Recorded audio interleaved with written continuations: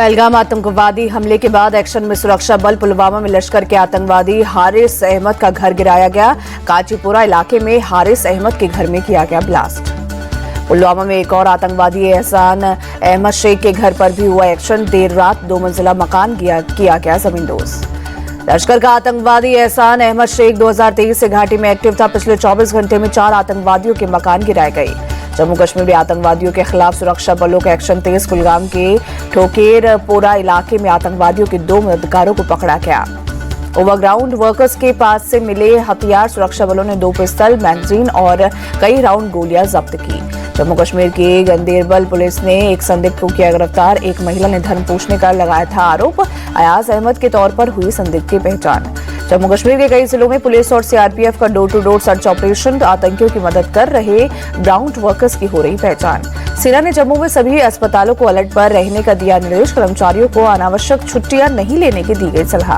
पहलगाम आतंकी हमले पर केंद्रीय मंत्री पीयूष गोयल का बड़ा बयान। जैसे नक्सलवाद को किया खत्म, वैसे ही आतंकवाद को भी कुचलेंगे। पहलगाम आतंकी हमले पर बोले केंद्रीय मंत्री ज्योतिरादित्य सिंधिया, जिन लोगों ने भारत की आत्मा पर आक्रमण करने की कोशिश की है वो भूल गए हैं कि ये भारत माता है। ज्योतिरादित्य सिंधिया ने कहा, मासूम लोगों की जो निर्मम हत्या की गई उसका जवाब भारत देगा। पहलगाम आतंकी हमले के खिलाफ तेलंगाना के सीएम रेवंत रेड्डी ने पीएम मोदी का किया समर्थन। कहा, पाकिस्तान को 2 टुकड़ों में बांटे, पीओके को भारत में मिलाए। हैदराबाद में एक सभा के दौरान सीएम रेवंत रेड्डी ने पीएम मोदी से पाकिस्तान के खिलाफ सख्त कदम उठाने की अपील की। कहा, यह समय समझौते का नहीं बल्कि आतंकवादियों को मुंहतोड़ जवाब देने का है। सीएम रेवंत रेड्डी ने इंदिरा गांधी का जिक्र करते हुए कहा, पीएम आप दुर्गा माता के भक्त हैं। दुर्गा माता को याद करके अगर पाकिस्तान पर हमला करना है तो आप करें हमला। 140 करोड़ भारतीय आपके साथ है। पहलगाम आतंकवादी हमले के खिलाफ हैदराबाद में कांग्रेस ने निकाला candle march. CM Revanth Reddy के साथ एआईएमआईएम चीफ ओवैसी और उनके विधायक भी हुए शामिल। शिमला में कांग्रेस ने पहलगाम आतंकी हमले के खिलाफ निकाला candle march. CM Sukhvinder Singh Sukhu भी मार्च में शामिल हुए। मार्च में पार्टी कार्यकर्ताओं के साथ लोगों का उमड़ा हुजूम। हाथों में तिरंगा लेकर दिया एकजुटता का संदेश।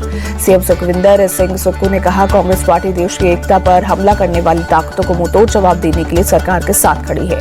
लखनऊ में पहलगाम आतंकी हमले के खिलाफ सड़कों पर उतरे समाजवादी पार्टी के नेता मोमबत्ती जलाकर किया विरोध प्रदर्शन। मार्च के दौरान हमले के शिकार लोगों की दी गई श्रद्धांजलि। वहीं पाकिस्तान के खिलाफ लगे नारे। पीएम मोदी से मिले आंध्र प्रदेश के सीएम चंद्रबाबू नायडू। कहा, आतंकवाद के खिलाफ केंद्र के साथ खड़े हैं। सिंधु जल समझौते को लेकर गृह मंत्री अमित शाह और जल शक्ति मंत्री सीआर पाटिल में बैठक। पाकिस्तान को एक बूंद भी पानी न देने की रणनीति पर हुई चर्चा। अमित शाह ने जल शक्ति मंत्री को पानी रोकने के हर तरीके पर तुरंत काम शुरू करने को कहा। शॉर्ट टर्म और लॉन्ग टर्म रणनीति पर भी चर्चा हुई। जल शक्ति मंत्री सीआर पाटिल बोले, सिंधु जल समझौता स्थगित करने का फैसला 3 फेज में होगा। सिंधु का एक बूंद पानी पाकिस्तान नहीं जाएगा, जल्द इसका असर दिखेगा। पाकिस्तान पर कड़े एक्शन के समर्थन में जम्मू कश्मीर की सरकार। सीएम उमर अब्दुल्ला बोले, सिंधु जल समझौता हमेशा से पक्षपाती था, हम शुरू से इसके खिलाफ। पहलगाम हमले को लेकर पूरी दुनिया भारत के साथ। ब्रिटेन के प्रधानमंत्री केयर स्टारमर ने पीएम मोदी से फोन पर बात की। कहा, दुख की इस घड़ी में ब्रिटेन अब भारत के साथ। अमेरिकी राष्ट्रपति डोनाल्ड ट्रंप ने पहलगाम आतंकवादी हमले की निंदा की। कहा, भारत पाकिस्तान के बीच हमेशा तनाव रहा है, उम्मीद है कि वो इसे सुलझा लेंगे। अमेरिकी नेशनल इंटेलिजेंस की डायरेक्टर तुलसी गबार्ड ने पहलगाम हमले की निंदा की। ट्वीट कर लिखा, इस्लामी आतंकवादी हमले में हम भारत के साथ दोषियों को पकड़ने में अमेरिका करेगा मदद।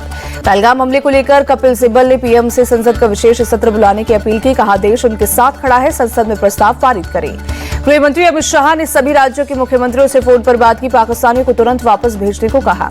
अमित शाह के फोन के बाद एक्शन में महाराष्ट्र सरकार। राज्य में रह रहे पाकिस्तानियों की लिस्ट बनाने का काम शुरू। सीएम फडणवीस ने फोन कर गृह मंत्री अमित शाह को दी जानकारी। पुणे में भी 111 पाकिस्तानी नागरिकों की पहचान हुई। सभी को 27 अप्रैल तक भारत छोड़ने को कहा। अमित शाह से बातचीत के बाद हरियाणा सीएम ने भी बुलाई हाई लेवल मीटिंग। पहलगाम हमले के बाद राज्य के सुरक्षा हालात पर चर्चा। पाकिस्तानियों को भारत से भेजने का काम जारी। अलीगढ़ के डीएम बोले, यहाँ 50 लोग वीजा पर आए, केंद्र का पूरा सहयोग करेंगे।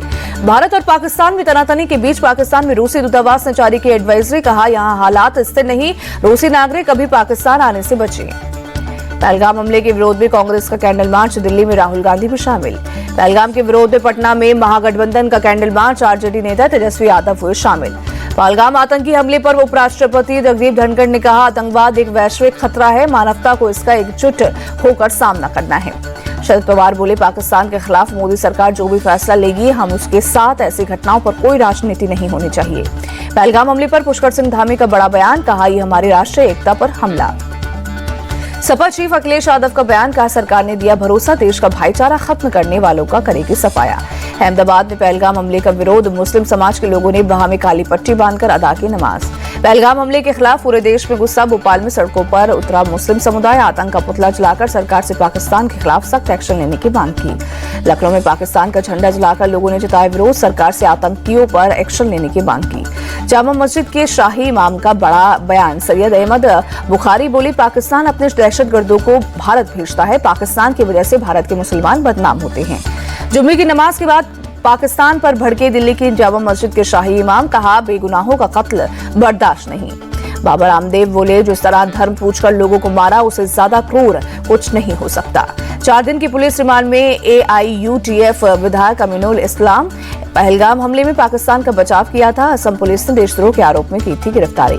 AIUTF विधायक अमीनुल इस्लाम की गिरफ्तारी पर बोले, असम विधानसभा के उपाध्यक्ष एक जनप्रतिनिधि का ऐसा बयान देना दुखद। पहलगाम हमले पर राजनीति शुरू, कांग्रेस ने सरकार से 6 सवाल पूछे, कहा सुरक्षा में चूक और इंटेलिजेंस फेलियर कैसे हुआ, आतंकी अंदर कैसे घुसे।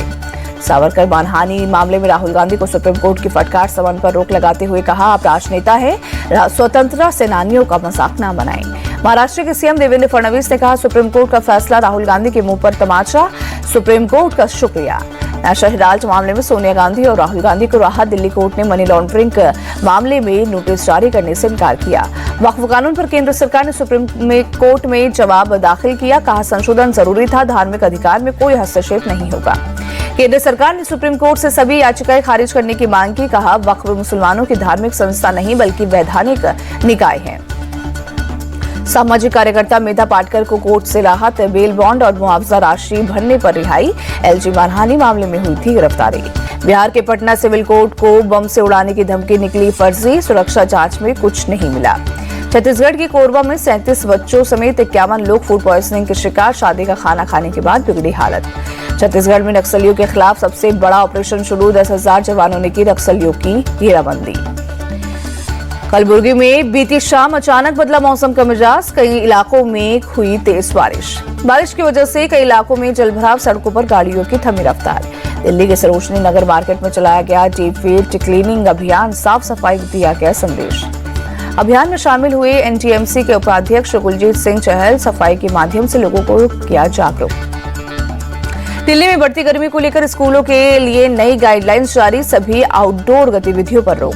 दिल्ली में शुरू हुआ एशियन योगासन स्पोर्ट चैंपियनशिप का दूसरा सीजन, 20 से ज्यादा एशियाई देशों के योग साधक योग साधना के लिए पहुंचे, 27 अप्रैल तक चलेगा आयोजन।